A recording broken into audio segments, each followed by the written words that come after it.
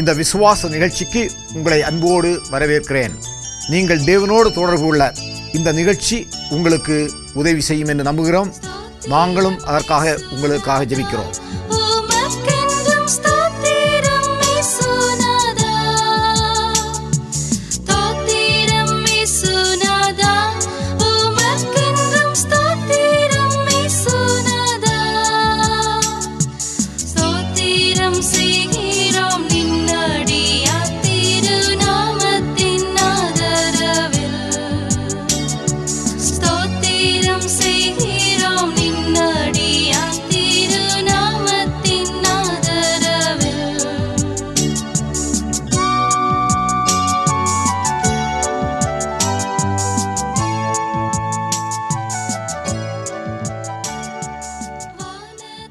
கிறிஸ்துவுக்குள் பிரியமானவர்களே, இந்த விசுவாச நிகழ்ச்சியோடு உங்களை சந்திப்பதில் மிக சந்தோஷமாய் இருக்கிறது. இன்றைய நிகழ்ச்சி உங்களுக்கு ஆசீர்வாதமாகவும் உங்கள் குடும்பத்துக்கு பயனுடையதாகவும் உங்கள் ஆத்மாவிற்கு ஏற்றதாகவும் இருக்கும் என நம்பி விசுவாசத்தோடு ஜெபத்தோடு இதை உங்களுக்கு அளிக்கின்றோம். பிரியமானவர்களே, இன்று சற்று நேர சிந்தனைக்காக தெரிந்து கொண்ட வேத பகுதி சங்கீதத்தின் புஸ்தகம் 62ஆம் சங்கீதம். உங்களுக்கு வாசிக்கிறேன், கேளுங்கள். தேவனையை நோக்கி என் ஆத்துமா அமர்ந்திருக்கிறது, அவராலே என் இரட்சிப்பு வரும். அவரே என் கன்மலையும் என் இரட்சிப்பும் என் உயர்ந்த அடைக்கலவுமானவர். நான் அதிகமாய் அசைக்கப்படுவதில்லை. நீங்கள் எதுவரைக்கும் ஒரு மனுஷனுக்கு தீங்கு செய்ய நினைப்பீர்கள்? நீங்கள் அனைவரும் சங்கரிக்கப்படுவீர்கள். சாய்ந்த மதிலுக்கும் இடிந்த சுவருக்கும் ஒப்பாவீர்கள். அவனுடைய மேன்மையிலிருந்து அவனை தள்ளும்படிக்கே அவர்கள் ஆலோசனை பண்ணி அபத்தம் பேச விரும்புகிறார்கள். தங்கள் வாயினாலே ஆசீர்வதித்து தங்கள் உள்ளத்திலே சபிக்கிறார்கள். என் ஆத்மாவே கர்த்தரை நோக்கி அமர்ந்திரு, நான் நம்புகிறது அவராலே வரும். அவரே என் கன்மலையும் என் இரட்சிப்பும் என் உயர்ந்த அடைக்கலவுமானவர். நான் அசைக்கப்படுவதில்லை. என் இரட்சிப்பும் என் மகிமையும் தேவனிடத்தில் இருக்கிறது. பலனான என் கன்மலையும் என் அடைக்கலம் தேவனுக்குள் இருக்கிறது. ஜனங்களே, எக்காலத்திலும் கர்த்தரை நம்புங்கள். அவர் சமூகத்தில் உங்கள் இருதயத்தை ஊற்றிவிடுங்கள். தேவன் நமக்கு அடைக்கலமாயிருக்கிறார். கீழ்மக்கள் மாயையும் மேன்மக்கள் பொய்யுமாமே. தராசிலே வைக்கப்பட்டால் அவர்கள் எல்லோரும் மாயிலும் லேசானவர்கள். கொடுமையை நம்பாதிருங்கள், கொள்ளையினால் பெருமை பாராட்டாதிருங்கள். ஐஸ்வர்யம் விருத்தியானால் இருதயத்தை அதன் மேல் வைக்காதேயுங்கள். தேவன் ஒரு தரம் விளம்பினார், 2 தரம் கேட்டிருக்கிறேன். வல்லமை தேவனுடையதே என்பது, கிருபையும் உம்முடையது. ஆண்டவரே, தேவரீர் அவனவன் செய்யத்தக்க பலனளிக்கிறேன். ஜெபிப்போம். அன்பும் இரக்கமும் நிறைந்த எங்கள் பரலோகத்தின் தேவனே, இந்த மகிழ்ச்சிகரமான ஆசீர்வதிக்கப்பட்டதான இந்த வேளையிலே இந்த நிகழ்ச்சியின் மூலமாக இந்த ஜனங்களை சந்திக்கும்படி கத்தளித்த மேலான தருணத்திற்காக உமக்கு நாங்கள் கோடி ஸ்தோத்திரம் செலுத்துகிறோம். ஆண்டவரே, வாழ்க்கையிலே கண்ணீரோடும் பாவத்தோடும் சமாதானம் இல்லாமையிலும் ஜீவித்து கொண்டிருக்கிற தம்முடைய பிள்ளைகளுக்கு இன்றைய செய்தி சமாதானத்தையும் சந்தோஷத்தையும் இரட்சிப்பையும் கொடுக்கத்தக்கதாக கர்த்தர் அடியனை பயன்படுத்தி அருள வேண்டுமாறை பார்த்து ஜெபிக்கிறோம். ஆண்டவரே, எல்லாவற்றுக்கும் மேலாக எங்களுக்காக கல்வாரி சிலுவையில் அடிக்கப்பட்டு உயிர் திறந்த இயேசு கிறிஸ்துவை மட்டும் உயர்த்தி காட்ட கர்த்தர் கிருபை செல்ல வேண்டுமாறை பார்த்து ஜெபிக்கிறோம். இயேசுவின் நாமத்தில் ஜெபிக்கிறோம் எங்கள் ஜீவனுள்ள பிதாவே, ஆமேன். கிறிஸ்துவுக்குள் பிரியமானவர்களே, வாசிக்க கேட்ட வேத பகுதியிலே வேதம் சொல்கிறது, தேவனை நோக்கி என் ஆத்துமா அமர்ந்திருக்கிறது, அவராலே என் இரட்சிப்பு வரும். இயேசு கிறிஸ்துவாலே இரட்சிப்பு வரும் என்று. ஏனென்றால் ஆண்டவராகிய இயேசு கிறிஸ்து இந்த உலகத்தில் ஒரு மனிதனாக பிறந்தார், மனிதனாக வாழ்ந்தார். அவர் 100க்கு 100 மனிதராகவும் 100க்கு 100 தெய்வமாகவும் காணப்பட்டார். அவர் பசியாயிருந்தார், தாகமாயிருந்தார். அதே நேரத்தில் அவர் அற்புதங்கள் செய்தார், அடையாளங்கள் செய்தார், குருடர்களை பார்வையிட செய்தார், முடவர்களை நடக்கச் செய்தார். 5 அப்பத்தையும் 2 மீனையும் கொண்டு 5000 பேருக்கு போஷித்தார். இவ்விதமாக அவர் தேவனாக காணப்பட்டார். இந்த இயேசு கிறிஸ்துவின் மூலமாக இரட்சிப்பு வரும் என்று வேதவசனம் சொல்கிறது. எப்படி இந்த இயேசு கிறிஸ்துவினால் ரட்சிப்பு வரும் என்றால், இந்த இயேசு கிறிஸ்து இந்த உலகத்தில் ஜனங்களுக்காக, பாவிகளுக்காக பாடுபடும்படியாக தன்னுடைய பிதாவானவரால் அனுப்பி வைக்கப்பட்டார். இந்த இயேசு கிறிஸ்து மூலமாகத்தான் ரட்சிப்பு, வானத்தின் கீழே பூமியின் மேலே மனுஷன் ரட்சிக்கப்படும்படியாக இயேசு கிறிஸ்துவின் நாமம் இல்லாமல் வேறொரு நாமம் இல்லை என்று வேதவசனம் தெளிவாக சொல்கிறது.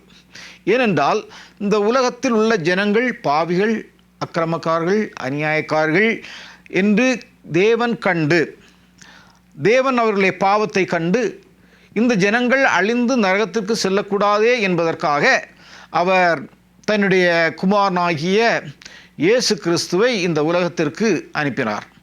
இந்த இயேசு கிறிஸ்துவின் மூலமாக ரட்சிப்பு இந்த உலகத்திற்கு வந்ததான் சொல்ல, தேவனை நோக்கி என் ஆத்துமா அமர்ந்திருக்கிறது. நம்முடைய வாழ்க்கையில் நம் தேவனை நோக்கி நம்முடைய ஆத்துமா அமர்ந்திருக்கிறது. மானானது நீரோடைகளை வாஞ்சித்து கதறுவது போல நம்முடைய ஆத்துமா தேவனை நோக்கி அமர்ந்திருக்க வேண்டும். ஏனென்றால் அவர்தான் நமக்கு அடைக்கலம், அவர்தான் நமக்கு சமாதானம்.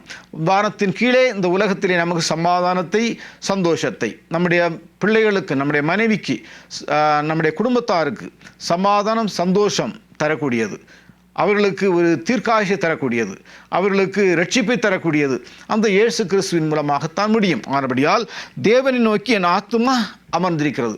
நாம் ஜீவிக்கின்ற இந்த உலகத்திலே கடன் தொல்லைகள், கஷ்டங்கள், போராட்டங்கள், அநேக காரியங்கள் நம்முடைய வாழ்க்கையில் வரும். எந்த கஷ்டங்கள், பாரங்கள், போராட்டங்கள் எது வந்தாலும் தேவனை நோக்கி நம்முடைய ஆத்துமா அமர்ந்திருக்க வேண்டும். அப்படி நாம் தேவனை நோக்கி நாம் அப்படி இருக்கும்போது கர்த்தர் ஏற்றதான வேளையிலே, ஏற்றதான நாளிலே, அவருக்கு பிரியமான நாட்களிலே கர்த்தர் நல்ல காரியத்தை நம்முடைய ஆசீர்வதிப்பார்.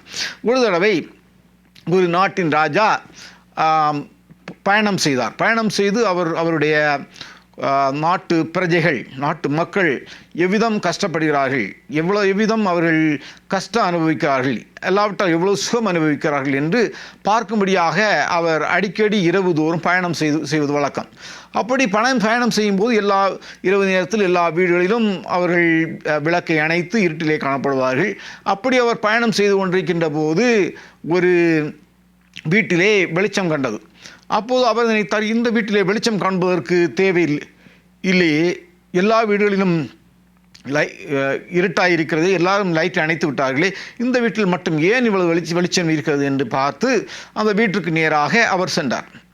அப்போ வீட்டுக்கு நேராக சென்று ஜன்னல் வழியாய் பார்த்தபோது ஒரு இளம் வாலிபன் ஒரு மேஜையிலே கமர்ந்திருக்கிறார். கமர்ந்திருந்து பக்கத்திலே ஒரு பென்சிலும் ஒரு பேப்பரும் ஒரு விஷ பாட்டிலும் காணப்பட்டது.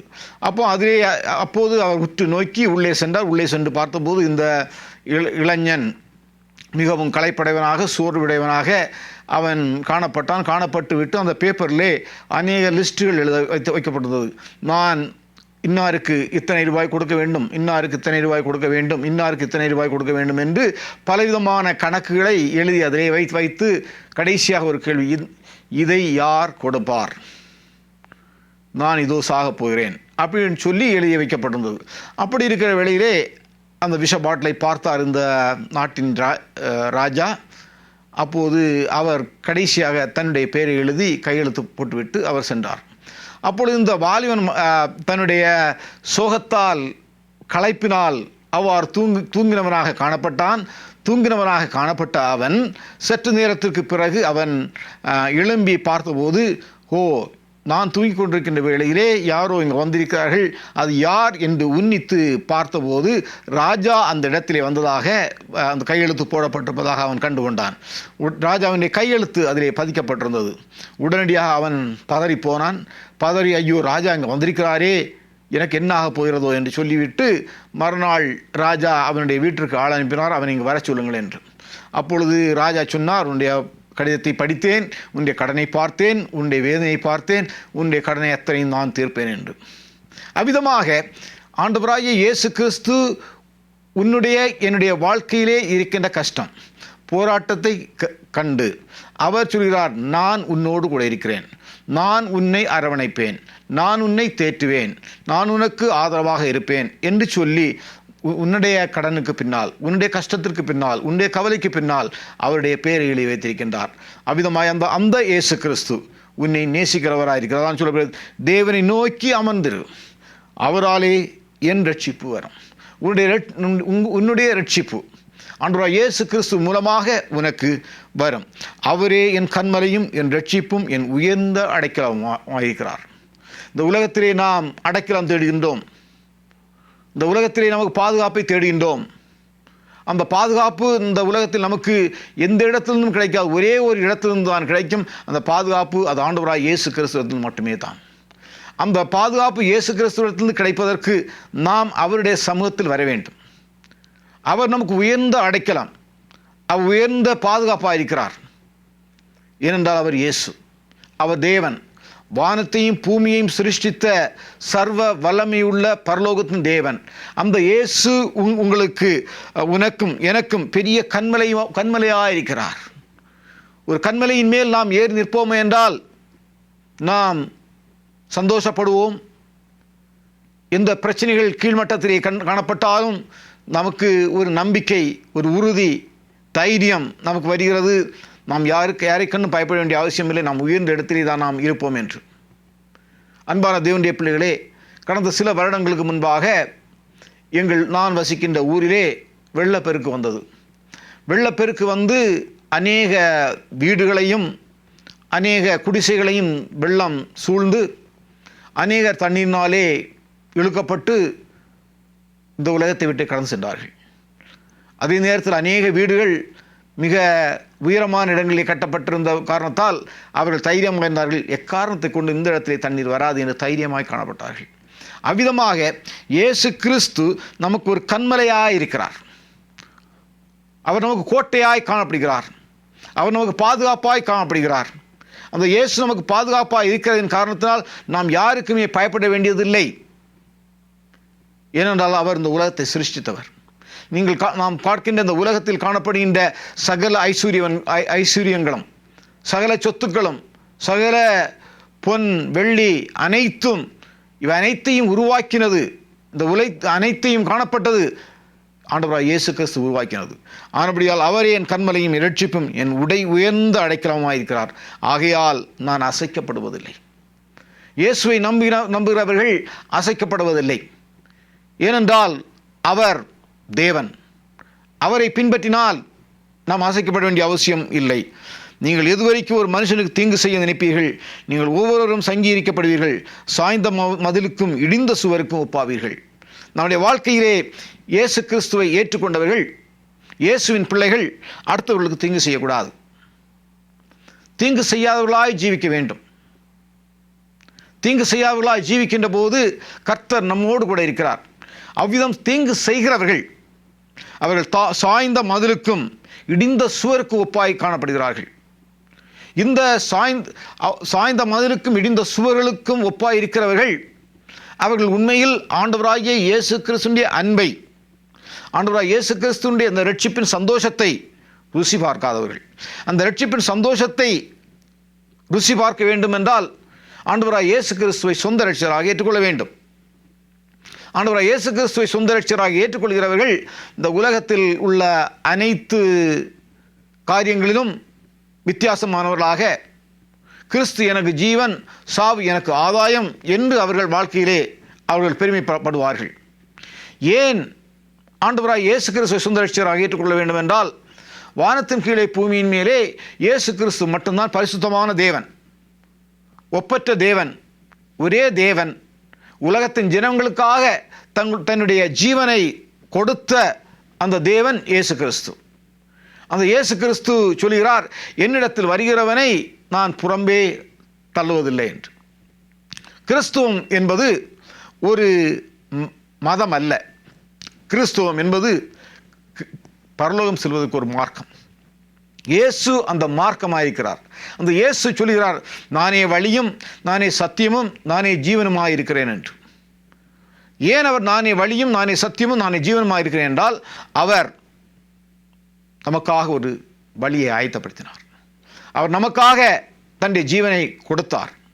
அவர் ஜீவனை கொடுத்தது மாத்திரமல்ல, இந்த உலகத்திலே வெற்றி வேந்தராக அவர் உயிர்த்தெழுந்தார்.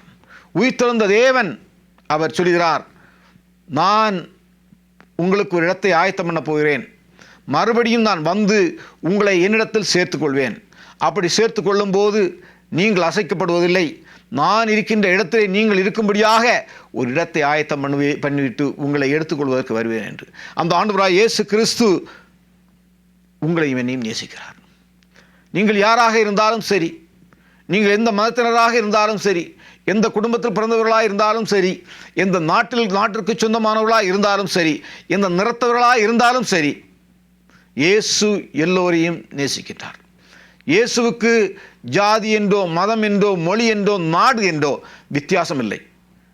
அவரை விசுவாசிக்கிறவர்களுக்கு, அவரை நேசிக்கிறவர்களுக்கு, அவரை ஏற்றுக்கொள்கிறவர்களுக்கு அவர் நல்லவராக, வல்லவராக, பெரியவராக, இரட்சகராக இருந்து அவர் வழி நடத்துவார் என்பதிலே எந்த சந்தேகமில்லை. ஆனபடியினால் இயேசுவை ஏற்றுக்கொள்ளாதவர்கள் அவர்கள் சாய்ந்த மதிலுக்கும் இடிந்த சுவருக்கு ஒப்பாவார்கள்.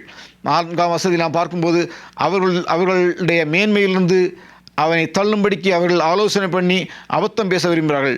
தங்கள் வாயினால் ஆசீர்வதித்து தங்கள் உள்ளத்தினாலே சபிக்கிறார்கள். அன்பான தேவனுடைய பிள்ளைகளே, இன்றைக்கு அநேகருடைய வாழ்க்கையிலே பார்க்கும்போது, அநேகருடைய புகழ்ச்சியை பார்க்கும்போது வாயினாலே ஒரு மனுஷனை புகழ்கிறார்கள், வாயினாலே அவனை குறித்து நல்ல காரியத்தை பேசுகிறார்கள்.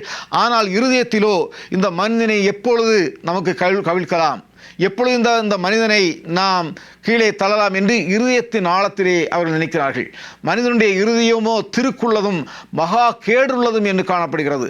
அப்படி நம்முடைய வாழ்க்கையில் இருக்கக்கூடாது. ஒரு மனுஷனை அல்லாவிட்டால் ஒரு மனுஷியை, ஒரு நபரை நம்முடைய வாயினால் நாம் புகழ்ந்து இருதயத்திலே அவர்கள் மேல் நாம் ஒரு கசப்பு, இருதயத்திலே அவர்கள் மேல் ஒரு கடுப்பு, இருதயத்திற்குள் அவர்கள் மேல் ஒரு வெறுப்பு நம்முடைய வாழ்க்கையில் காணக்கூடாது. அப்படி காணப்படாதபடியாக நாம் காணப்பட வேண்டும். அந்த கடுப்பும் அந்த வெறுப்பும் இல்லாமல் இருக்க வேண்டும் என்றால் முதலாவது இயேசு கிறிஸ்துவை தரித்து கொள்ள வேண்டும். ஏன் இயேசு கிறிஸ்துவை நீங்கள் தரித்து கொண்டால் அந்த ஆசீர்வாதம் உங்களுக்கு கிடைக்கும் என்றால், அந்த இயேசு கிறிஸ்து பாவத்தை பாராத தேவன், பாவிகளை நேசிக்கிற தேவன். அவர் பாவம் என்பது அவருக்கு பிடிக்காது. அதே நேரத்தில் பாவிகளை நேசிக்கிறார். அவர் சொல்கிறார், வருத்தப்பட்டு பாரம் சுமக்கிறவர்களே, நீங்கள் எல்லோரும் என்னிடத்தில் வாருங்கள், நான் உங்களுக்கு இளைப்பாறுதல் தருவேன் என்று. இந்த உலகத்தில் இளைப்பாறுதல் தர இயேசு கிறிஸ்து மட்டும்தான் முடியும். அந்த இயேசு கிறிஸ்து உங்களுக்காக எனக்காக கல்வாரி சிலுவையில் மரித்ததன் மூலமாக அவருடைய விலையேறப்பெற்ற இரத்தம் அனைத்தையும் கல்வாரி சிலுவையிலே சிந்தினதின் காரணமாக அந்த இரத்தத்தின் மூலமாக விடுதலை, அந்த இரத்தத்தின் மூலமாக ரட்சிப்பு, அந்த இரத்தத்தின் மூலமாக பரலோக ராஜ்யத்தை அவர் கொடுக்க வல்லவராயிருக்கிறார். உலகத்திலேயே ஜனங்கள் துணியை துவைப்பதற்கு பலவிதமான சோப்பு பவுடர்களையும் பலவிதமான சோப்புகளையும் பயன்படுத்துகிறார்கள். பயன்படுத்துவதற்கு சில்க் துணிக்கு ஒன்றாக போடுகிறார்கள், பாலியஸ்டருக்கு ஒன்று போடுகிறார்கள், காட்டன் துணிக்கு ஒன்று போடுகிறார்கள். இவ்விதமாக பலவிதமான சலவை பொருட்களை அவர்கள் பயன்படுத்துவது உண்டு. அப்படி பயன்படுத்தி அவர்கள் அதிலே சுத்தம் காண்கிறார்கள். ஆனால் மனிதனுடைய பாவ கரையை போக்க, மனிதனுடைய பாவத்தை கழுவ ஆண்டவராகிய இயேசு கிறிஸ்துவினுடைய இரத்தம் மட்டுமே தான் முடியும். ஏனென்றால் அந்த ஆண்டவராகிய இயேசு கிறிஸ்துவினுடைய இரத்தத்திலே தூய்மையான இரத்தம், அதிலே கள்ளம் இல்லை, கபடு இல்லை. அது குற்றமற்ற இரத்தமாய் காணப்படுகிறது. அந்த குற்றமற்ற இரத்தத்தை உங்களுக்காக எனக்காக கல்வாரி சிலுவையிலே சிந்தினார் அந்த ஆண்டவராகிய இயேசு கிறிஸ்து. ஆனபடியால் வாசிக்கும் போது நாம் அந்த ஆண்டவராகிய இயேசு கிறிஸ்துவை நாம் மையப்படுத்த வேண்டும். என் ஆத்துமாவே தேவனை நோக்கி அமர்ந்திரு, நான் நம்புகிறது அவராலே வரும். உன்னுடைய வாழ்க்கையிலும் என்னுடைய வாழ்க்கையிலும் கர்த்தர் மேல் நம்பிக்கை வைக்கும்போது அந்த ஆசீர்வாதம் கர்த்தரால் வரும். கர்த்தரால் வருகின்ற ஆசீர்வாதத்தை யாரும் ஒருபோதும் எக்காரணத்தை கொண்டும் தடை செய்ய முடியாது. அதான் வேதத்தை என் ஆத்துமாவே தேவனை நோக்கி அமர்ந்திரு. நாம் தேவனை நோக்கி அமர்ந்திருக்க வேண்டும். அதன் அர்த்தம் நாம் ஒரு வேலையும் செய்யாமல் அல்ல, அப்படியே இருப்பது அல்ல. நாம் நம்முடைய கடமைகளை செய்ய வேண்டும், ஜெபிக்க வேண்டும். நாம் என்ன காரியத்தை எதற்காக எப்படி நாம் பெற்றுக்கொள்ள வேண்டுமோ, மனிதனை நம்புவதை பார்க்கிறோம் கர்த்தர் மேல் பற்றுதலாக இருந்து அவரிடத்தில் பெற்றுக்கொள்வதற்காக நாம் அவரை நோக்கி அமர்ந்திருக்க வேண்டும். அநேக வருடங்களுக்கு முன்னால் நான் ஒரு ஊழியத்தை ஆரம்பித்தேன். ஊழியத்தை ஆரம்பித்து அதில் ஒரு இடத்தை வாங்குவதற்கும் சபை கட்டுவதற்கும் பணம் இல்லாமல் காணப்பட்டது. என் தேவனை நோக்கி அமர்ந்திருந்தேன். ஆண்டவரே, இந்த சபை கட்டடத்தை கட்டுவதற்கு எனக்கு இத்தனை ஆயிரம், இத்தனை லட்சம் ரூபாய் தேவை. ஜெபித்தேன். 1 வருடம் ஜெபித்தேன், 2 வருடம் ஜெபித்தேன், 3 வருடம் ஜெபித்தேன். தேவனை நோக்கி அமர்ந்திருந்தேன். ஆண்டவரே, உம்முடைய சித்தம், உம்முடைய நேரம் வரும்போது அந்த தேவையை நீர் சந்தியும் என்று கர்த்தருடைய சமூகத்தில் என் பாரத்தை வைத்தேன். ஆனால் கர்த்தர் ஏற்றுதான வேளையிலே அவருடைய சித்தத்தை கொண்டு, அவருடைய பிள்ளைகளை கொண்டு உதவி செய்ய ஆரம்பித்தார். இவ்விதமாக தேவனை நோக்கி அமர்ந்திருக்கின்ற போது கர்த்தர் தன்னுடைய சித்தத்தின்படி அவர் நமக்கு தர வல்லவராயிருக்கிறார். உன் வாழ்க்கையிலே சமாதானம் இல்லையா? உன் வாழ்க்கையிலே சந்தோஷம் இல்லையா? உன்னுடைய வாழ்க்கையிலே குடும்ப பிரச்சனையா? உன்னுடைய வாழ்க்கையிலே பிள்ளைகளால் பிரச்சனையா? பிள்ளைகளுடைய படிப்பு பிரச்சனையா? பிள்ளைகளுடைய திருமண பிரச்சனையா? எந்த பிரச்சனையாக இருந்தாலும் சரி, தேவனை நோக்கி அமர்ந்திரு. நீங்கள் தேவனை நோக்கி அமர்ந்திருக்கும் போது கர்த்தர் ஏற்றுதான வேளையிலே, ஏற்றுதான வழியிலே கர்த்தருடைய குடும்பத்திற்கு நன்மையை கொண்டு வருவார். அதன் பொருள் நீங்கள் அவ்வாறு அமர்ந்திருந்து விட்டு சோம்பேறியாய் இருப்பது அல்ல. நாம் செய்ய வேண்டிய கடமைகளையும், தேட வேண்டிய பொருட்களையும் தேட வேண்டிய இடத்தை நாம் தேட வேண்டும். உதாரணமாக, ஒரு மாணவன் படிக்கும்போது, ஆண்டவரே, என்னுடைய தேர்வில் எனக்கு நல்ல மார்க் தர வேண்டும் என்று சொல்லி படிக்காமல் உட்கார்ந்தால் கர்த்தர் சோம்பேறி ஆசீர்வதிக்க முடியாது. ஆனபடியால் அவன் செய்ய வேண்டிய, அதாவது அந்த மாணவி செய்ய வேண்டிய கடமைகளை செய்ய வேண்டும்.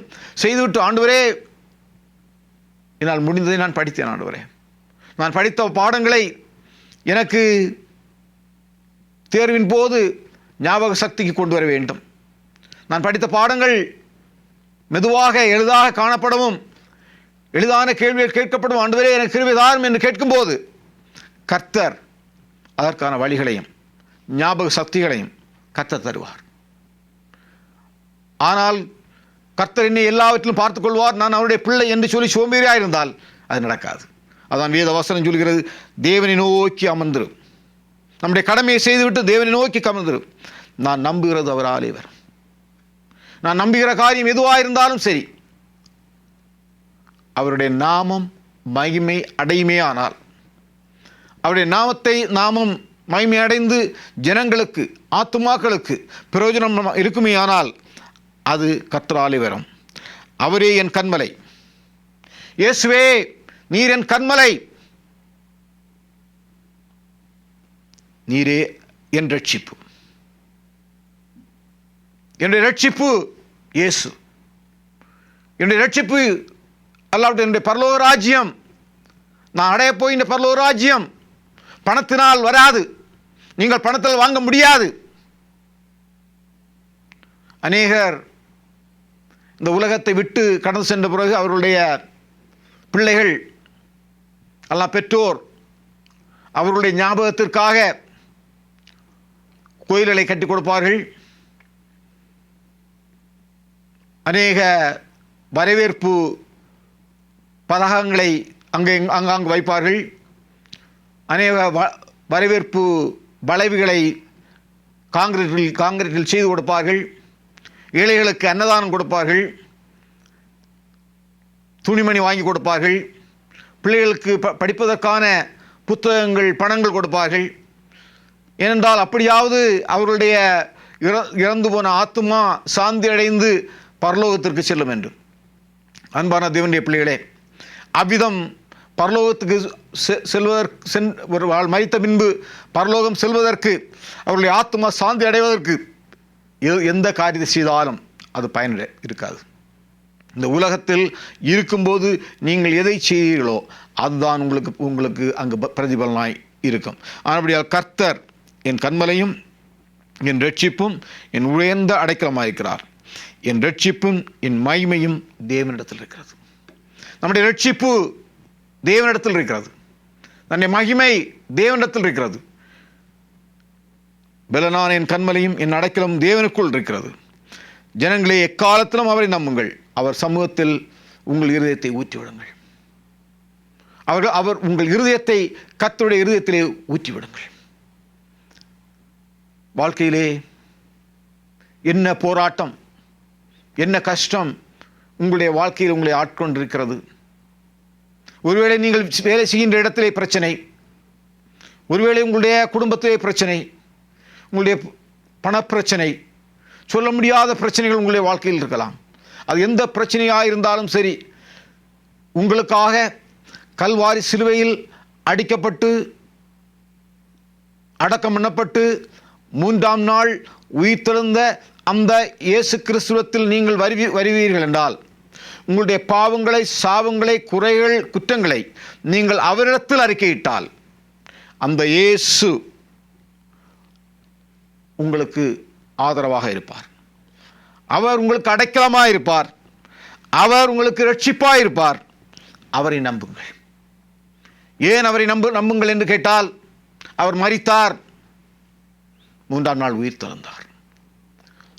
உயிர்த்தெழுந்து அவரை விசுவாசிக்காத அவருடைய சீஷனிடத்தில் வந்து சொன்னார், இதோ பார், உன் விரலை என் கையிலே போடு, உன் கையை என் விழாவிலே போடு, நான் இதோ உயிர்த்தெழுந்து வந்திருக்கிறேன் என்று நீ தெளிவாக திட்டமாய் நீ கண்டுகொள் என்று தன்னை அவனுக்கு வெளிப்படுத்தினார்.